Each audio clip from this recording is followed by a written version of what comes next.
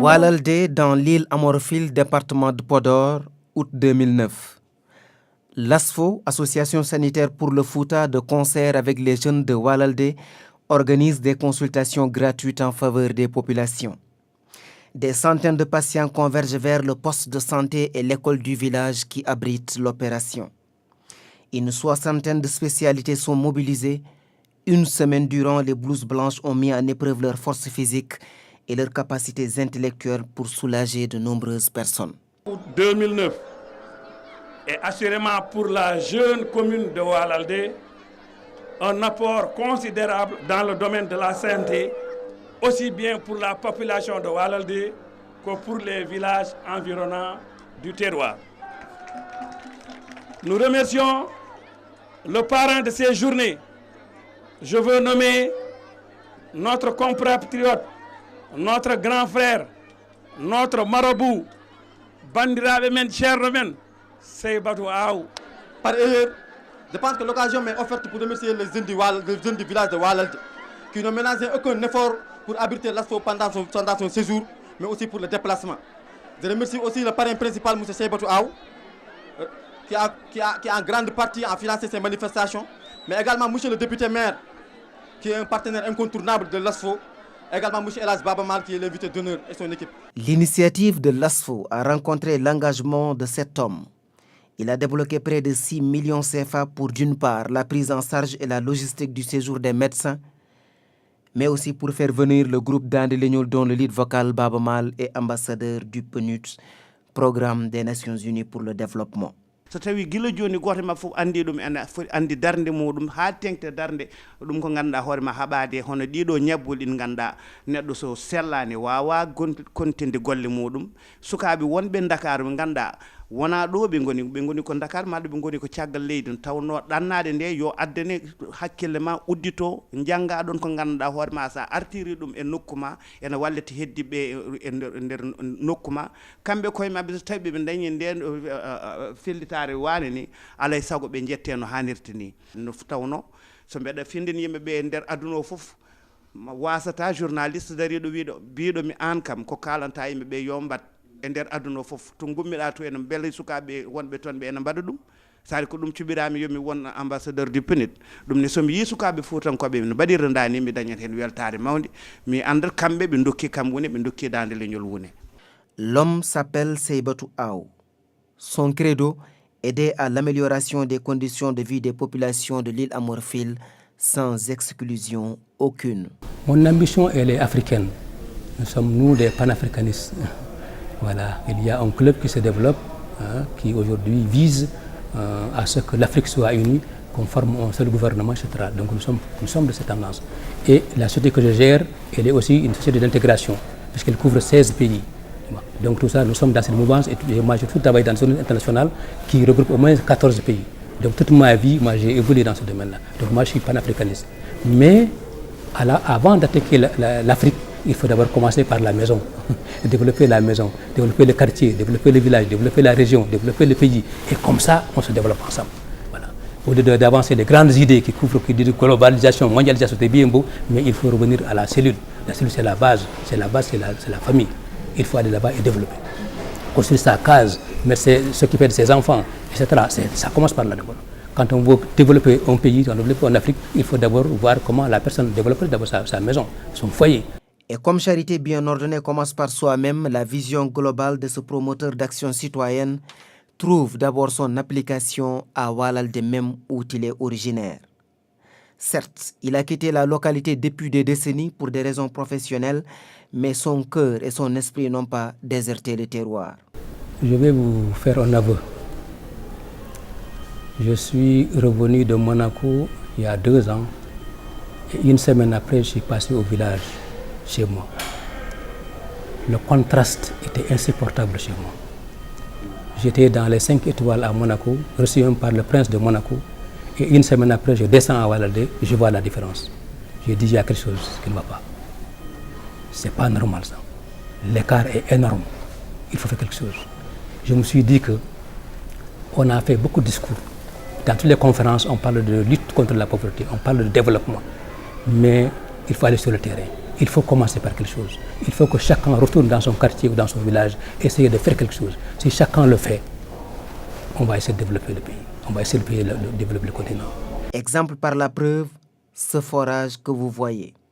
Il a longtemps souffert de problèmes de gestion.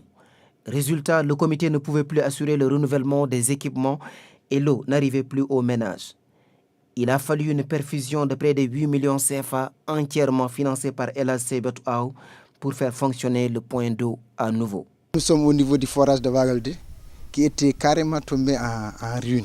Il y avait des coupures d'eau, les gens avaient commencé à prendre l'eau du fleuve. Donc Seybatou Aw, M. Aw, a eu écho de ça. Il nous a aidé, un soutien indescriptible. Il a payé et la pompe et le moteur, ainsi que les accessoires. Mieux, pour créer une dynamique organisationnelle capable de rentabiliser le forage, le généreux donateur a fait appel au RADI, Réseau africain pour le développement intégré, et c'est ainsi qu'une association des usagers de forage est mise sur pied, conformément à la réforme initiée par le gouvernement du Sénégal, réforme connue ici sous le nom de REGEFOR, réforme de la gestion des forages motorisés. Quand ce nouveau matériel est venu, on a dit maintenant, c'est bon de renouveler le matériel, mais il faut trouver des solutions pérennes. Pour que demain, qu'on ne fasse pas encore appel à M. Aw pour lui dire encore que notre machine est en panne. Donc il fallait maintenant créer un comité de gestion.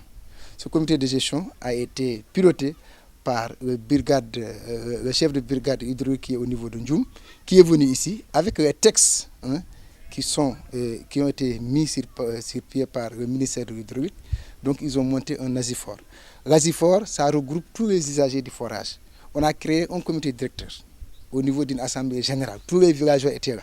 On a créé un comité directeur composé de 25 membres. Les 4 quartiers du village étaient représentés, les jeunes étaient représentés, les sages étaient représentés, les femmes étaient représentées. Et dans ce comité directeur maintenant, on a choisi 7 du moins pour maintenant un comité exécutif. C'est ce comité qui travaille pour la gestion du forage. J'ai toujours dit que j'ai que 2 partenaires dans ça. C'est d'abord les populations et un spécialiste de ce que je suis en train de faire. Quand j'ai attaqué l'eau, j'ai demandé à l'ingénieur du l'université qui est à Ndioum d'aller connecter la population de Walalde et de dire que ça c'est l'affaire à eux. S'ils ne prennent pas ça comme leur affaire, ça ne bougera pas. Il faut rassembler tout le village, il faut donc qu'ils fassent l'assemblée générale, qu'ils prennent leurs leaders, leurs décideurs et qu'ils s'organisent. Une fois ils sont d'accord, on appuie. En 2 ans d'exercice, les résultats sont impressionnants. L'ASIFOR a mobilisé près de 3 millions CFA de bénéfices, ce qui constitue une garantie quant à la pérennisation de l'ouvrage, la disponibilité de l'eau pour les ménages, l'allègement des travaux des femmes et mieux, une rentabilisation de l'eau avec la création de périmètres maraîchers et autres activités génératrices de revenus pour les populations est envisageable. Allah hebiri foraso sebor hebiri foraso hade jango hay hunde mankani foraso ne mar 5 ak burungo fon duonomo amin duonomo yalla beydu bawal makko sin dani en ko fo mbano ko de sebor ni furde ha problème min hande min gala problème diyam ko min bela fo mbar kala min bela ko non mbar hay ngess aben marba foraso no way dum marsinde ko Allah yimdo adu makko masingaji ni celli hay hunde mankando hay dar mankando kala kadi ko tawno do kadi tiwoji enen boni fof kadi ita halabi watta ke tiwoji kis hay hunde mankando de foraso dum non ko Allah yimdo adu sebor. S'agissant de la scolarisation, Walalde fait de bons résultats à l'élémentaire. À la rentrée 2008-2009, le nombre d'élèves de l'élémentaire avoisine les 500. Au certificat et à l'entrée en 6e, le taux de réussite dépasse les 90%. Seulement, un fort taux de déperdition était enregistré au niveau du moins, surtout chez les filles. La cause est identifiée, les élèves admis au moins secondaire devraient continuer les études ailleurs et les moyens ne suivaient pas, les familles étant démunies. L'alerte est donnée par l'IDEN de Podor. Tous les esprits se tournent encore vers Seybatou Aw. Le collège est entièrement financé par la population du village. Et le principal bailleur, c'est M. Aw. Donc c'est un collège. Donc, le coût était estimé à environ 9 millions. Et M. Seybatou Aw a donné pratiquement les 5 millions. C'était donc du collège. L'inspecteur d'académie m'a appelé un jour. Il me dit, monsieur Aou, j'ai reçu le contact par vos compatriotes. Ils m'ont dit de vous appeler parce que vous êtes très sensible à ça. J'ai dit, mais qu'est-ce qui se passe? Il me dit, depuis 4 ans, à chaque fois qu'on présente 44 élèves, il y a 40 qui sont admis. Donc vous avez pratiquement le record du Sénégal en admission en entrée en 6e. Mais retiens bien, depuis 3 ans, 4 ans, le taux de déperdition est plus élevé chez vous. Parce que les enfants, on les envoie dans les villages voisins, dans les collèges au niveau des villages voisins. Malheureusement, ils n'ont pas de tuteur, ils ne sont pas dans de bonnes conditions et ça ne peut pas marcher. Et ils perdent leur scolaire. J'ai dit, qu'est-ce qu'il faut faire? Il me dit, si tu peux nous aider à faire même une salle de classe, moi je vais m'efforcer de trouver une autorisation et on va créer un collège. J'ai appelé les villages, j'ai dit que l'inspecteur m'a appelé, que j'ai bien compris le message. En tout cas, si vous engagez à construire, moi, je vous soutiens. Pour l'accélération des services sociaux de base et l'accompagnement de l'éducation, surtout en matière de technologie de communication, l'électrification de Walalde s'impose. C'est lui et encore lui qui a fait l'heureuse surprise aux populations. Il a commandité une étude de faisabilité, ficelé un projet avec l'AGER et acheté le groupe électrogène pour un investissement de près de 20 millions CFA. Le chantier démarre, objectif précis, mettre de la lumière dans toutes les maisons. Quand j'ai vu le projet était autour de 100 millions, j'étais prêt à faire ce que je pouvais et faire intervenir les partenaires, des amis que j'ai connus dans ce monde-là, parce qu'il ne faut pas comprendre que vraiment les conditions dans lesquelles ils m'ont connu et que je reste encore dans ces conditions chez moi, où je suis né, où se retrouvent mes parents, mes amis, etc., c'est pas normal. Donc, j'ai attaqué et j'ai pensé à écrire d'abord au président de la République.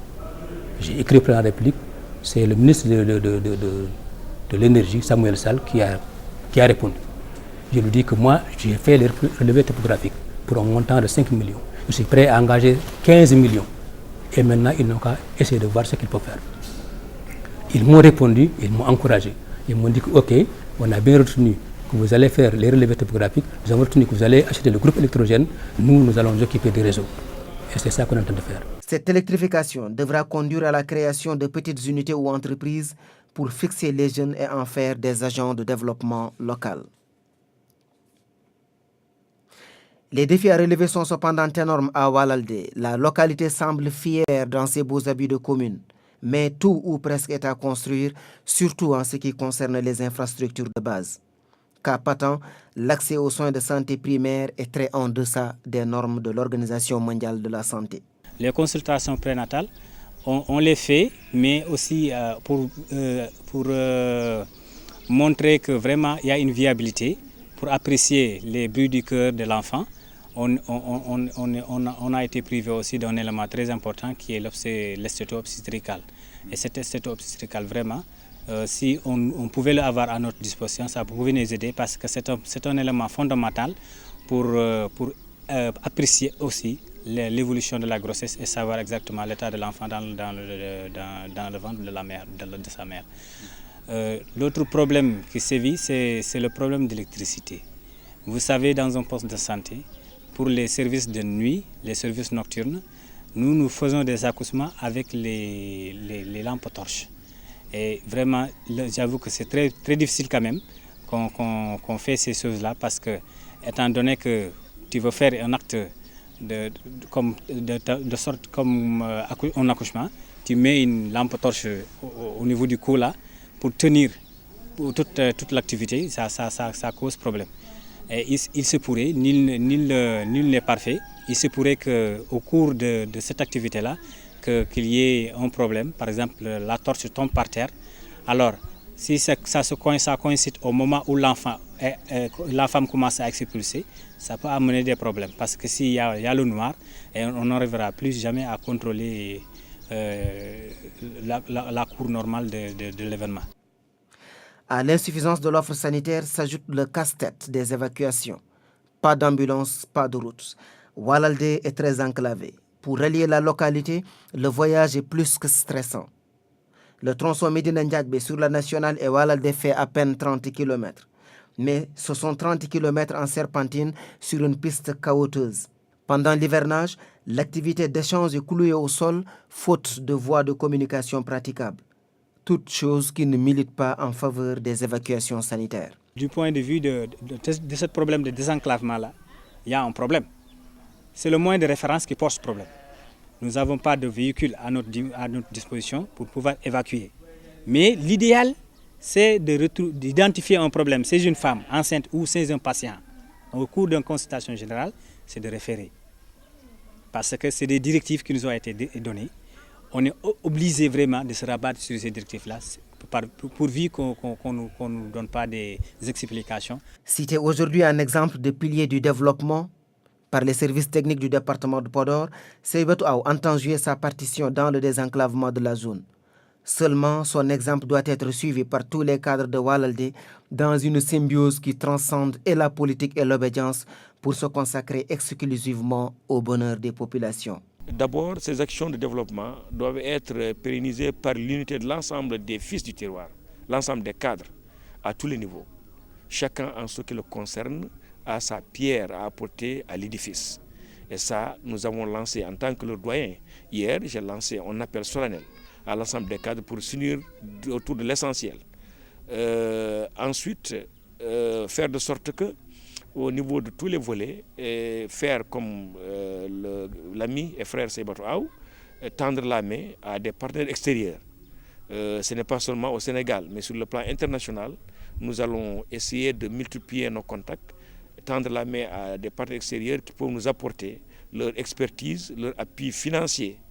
C'est en ce moment seulement qu'une approche globale qui fédère les bonnes volontés, les collectivités locales et l'État du Sénégal sera possible.